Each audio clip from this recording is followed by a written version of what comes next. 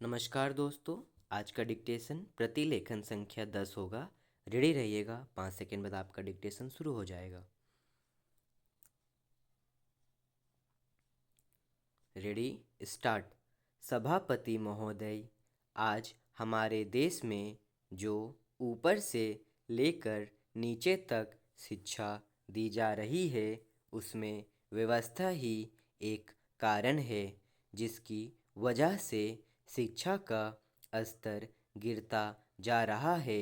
मेरा अपना विचार है कि जो शिक्षा प्रणाली है और जिस रूप में शिक्षा दी जा रही है वही अनुशासनहीनता का भी कारण है।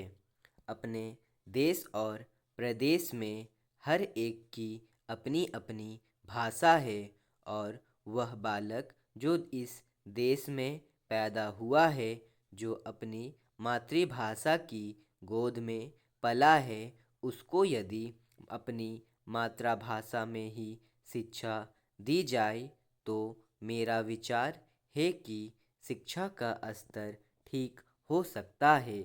जो सबसे बड़ी भूल और कमी सरकार के द्वारा दी जाने वाली शिक्षा के संबंध में हो रही है वह यह है कि बालक की मातृभाषा में शिक्षा ना देकर उसको उस भाषा में शिक्षा देने की व्यवस्था की गई है, जो हमारे देश या प्रदेश की भाषा कभी रही ही नहीं।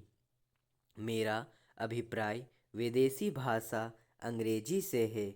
मैं यह मानकर चलता हूँ कि जब से यह भाषा इस देश में आई है, चाहे वह किसी कारण से आई हो, इसे आप भी और इस माननीय सदन के सदस्य भी जानते हैं कि उससे बुरे परिणाम ही निकले हैं।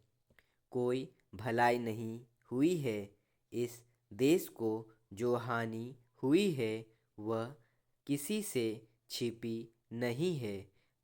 हम देख रहे हैं कि हमारे यहाँ जितना फैशन बढ़ रहा है और जितनी वेशभूषा बिगड़ रही है वह सब अंग्रेजी भाषा के ही कारण है।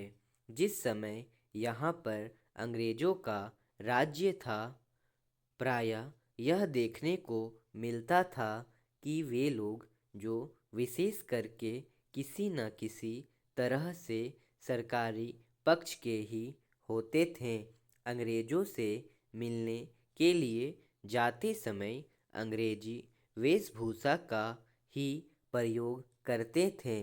परंतु यह इस प्रदेश और इस देश का दुर्भाग्य है कि अंग्रेज़ों का राज्य समाप्त हो जाने के बाद भी लोग उनकी वेशभूषा को पहनते चले जा रहे हैं। इससे जो प्रभाव हमारे देश के फैशन पर पड़ा उससे लाभ के बजाय हानि ही हुई है और हो भी रही है। मेरा ऐसा विचार है कि अंग्रेजी वेशभूषा से इस देश को बहुत हानि हुई है। भारत की गौरवपूर्ण सभ्यता और संस्कृति के संरक्षण पर पर्याप्त ध्यान देने की आवश्यकता है। स्टॉप।